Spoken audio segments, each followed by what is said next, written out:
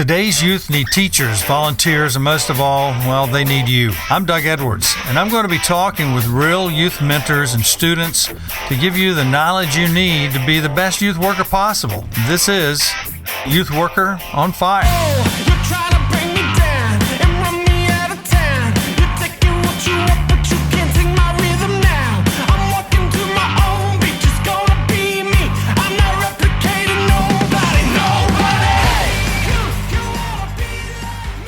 Thanks again for listening to Youth Worker on Fire, and remember to share this with your friends, other youth pastors, other youth workers, people who have any relationship with students, adolescents, especially throughout this world. That's how you can help us help others. We have a long way to go to reach all the people we need to reach, to help them be the best they can be, and you're a part of that help. So thank you so much. So start stopping. This is a hard lesson that I had to learn. And when you're in student ministry, especially if you're learning, if you've been in for a while, you know what I'm talking about as soon as I start spitting some of this out. But I've had several things I listened to today, a sermon by a pastor at one of my son's churches, talking to a friend, one of the first students I led to Christ, who's a business builder and a family man, the whole bit. And we're looking back at student ministry when I was in the beginning stages of learning students' lives and the things that have happened to them and how they came to know Jesus. But we want to talk about stopping. And he's starting something that we'll talk about in a minute called The Purpose-Driven Life, and a book that's been out for quite a while, but he's doing a 40-day challenge. But let's talk about youth pastors right now. One thing that we do is we have the mad dash. So we need to start stopping the mad dash to be perfectly ready for student ministry on each given day that we have a regular weekly meeting. God uses willing hearts and not polished performances. Stop overthinking sharing Jesus. The gospel is simple. Saves is simple. Jesus saves. Keep it simple. Keep it real. Ask him, would you like to ask Jesus into your heart? That's the hardest question to ask. We overthink, we want people to have all these questions and knowledge, and some will have a lot of questions. But our simplest question we need to ask is, would you like to ask Jesus into your heart? And we seem to seldom ask that question. But in the beginning of trying to get these things, these meetings happening, the student ministry nights and Sunday mornings and things like that, most of the time, especially in the beginning stages, if you've been in a long time, you may have figured this out, but there's that mad dash. You feel like you're the only one doing anything, and you can't ask enough of your volunteers, or you don't have any volunteers if you're in the beginning. And one of the biggest releases in my life was when I realized how much I could give volunteers to get ready so that we could be ready for that night or that day, that morning, and how much I could release to them once I learned to trust them, so that we were not just running around like insane people that day. So stop thinking you need more knowledge. Some of you are going, I don't have enough knowledge to run a student ministry. That was me. I didn't either. And I was being trained by one of the greatest youth ministries in the world, Youth for Christ, in the Campus Life Division. But we think haven't got enough knowledge. I need more knowledge. No, that's really not what we need. We need to start using, in fact, we need to stop using fear as our guide. I'm afraid I'm going to fail. I'm afraid this is going to fail. I'm afraid tonight's going to be a bust. And start using more courage. God doesn't ask for perfection. He asks for obedience. If you go back and listen to Amanda Stevens, she's one of our first or earliest, I think it's in the 20s, first 20 episodes somewhere in there that she and Larry are there. We've got 3 different episodes of them. But Amanda talks about being at Florida State University, being in a sorority. She had started a Bible study. They set up for it. And she remembers saying, I just don't think anybody's going to show up. I didn't realize they had all these events that are happening tonight. All these other places that the girls could go to. And by faith, she set up all the chairs, but she was so worried and so afraid. when the meeting started, all of her chairs were full. Why? Well, she could have just said, you know what, there's too many things happening. I'm just going to cancel tonight. No one's going to show up.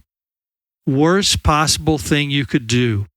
I remember starting to stop an event I was having because only a few people showed up. And I remember, and it could have been a youth ministry night, and I remember them saying, are we not enough?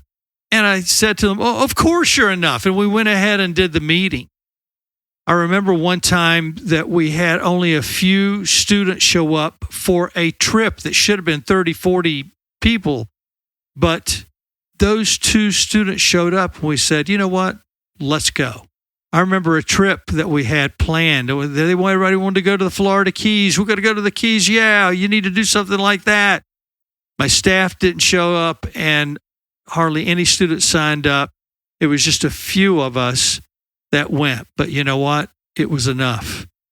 You never know what's going to turn a corner when you stop being afraid and start using courage.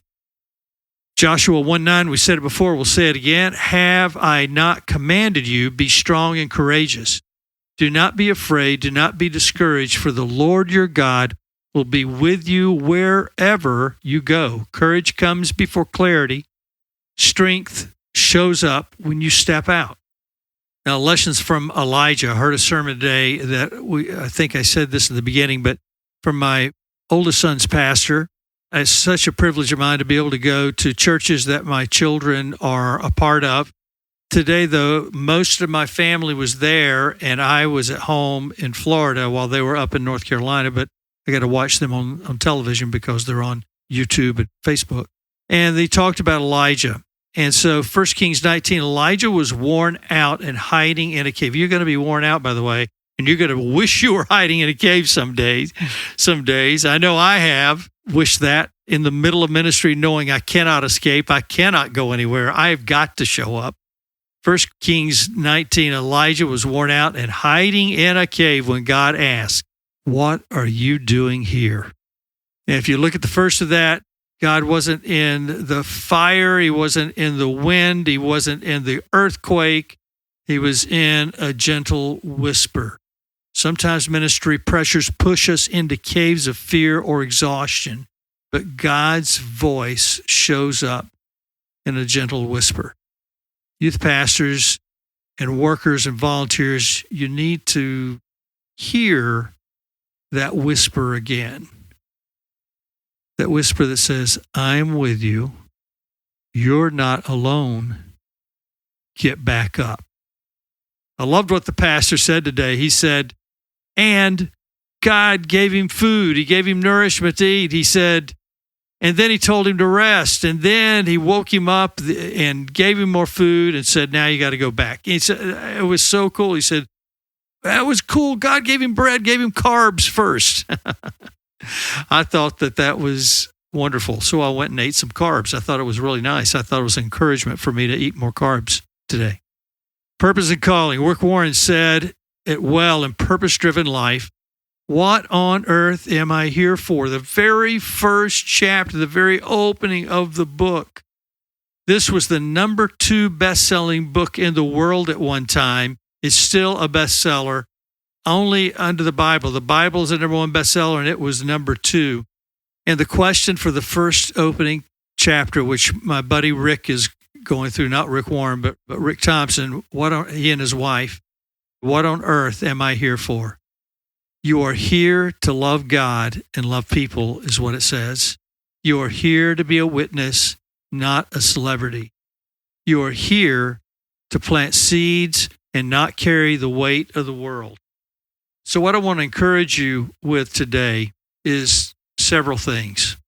Stop comparing yourself to other ministries. I did that so many times. Overtones of our churches many times are encouraging that. God called you to the students that you're with and the students that you reach. He did not call you to everybody else's ministry. In fact, you need to make friends with those people and stop comparing yourself with them, because you're not them and they are not you. They're trying to compare themselves to you. You think that they've got it all together and they think that you've got it all together.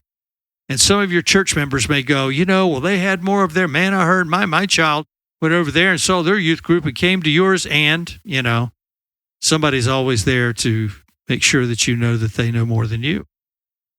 Start resting in God's presence so you can minister from overflow, not emptiness. Stop carrying the results. Salvation and transformation are God's work, not yours. Remember, Paul talked about that. And I might plant and Apollos might water, or it may have been the other way around. He said, but God has the increase. It's God. It's not us. We just do the work. I was telling my buddy Rick today, I said, we need to stop overthinking sharing Jesus. I said, when I was there in student ministry, and it was my first years, and I always felt like I need to know more. I said, but if it would have been up to me, no one would have come to know Jesus, but God had a better idea.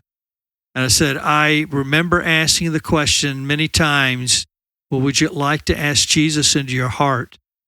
And you have to be prepared for the shocking answer that some of them, if not many of them, because no one has actually asked them that question, they're going to say yes.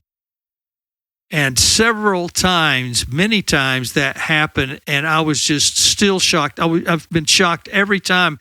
It is the power of God, not the power of me, not the power of you, when they go, yes, I would. That's Holy Spirit pushback. That's Holy Spirit speaking to their heart and their mind going, this is for you. We must ask the question. Stop caring about the results. Salvation, transformation are God's work, not yours. Start remembering that one faithful conversation, one prayer, one act of love can change eternity. You are simply made by God to love Him and to let Him love you. And when you share that with people, they will be overwhelmed at what on earth they are here for. Okay, have a great week. We'll see you next time on Youth Worker on Fire. You've been listening to the Youth Worker on Fire podcast. If you like what you hear, please subscribe and tell your friends. Also, leave a comment and tell us what you think. Stay tuned for more informative episodes.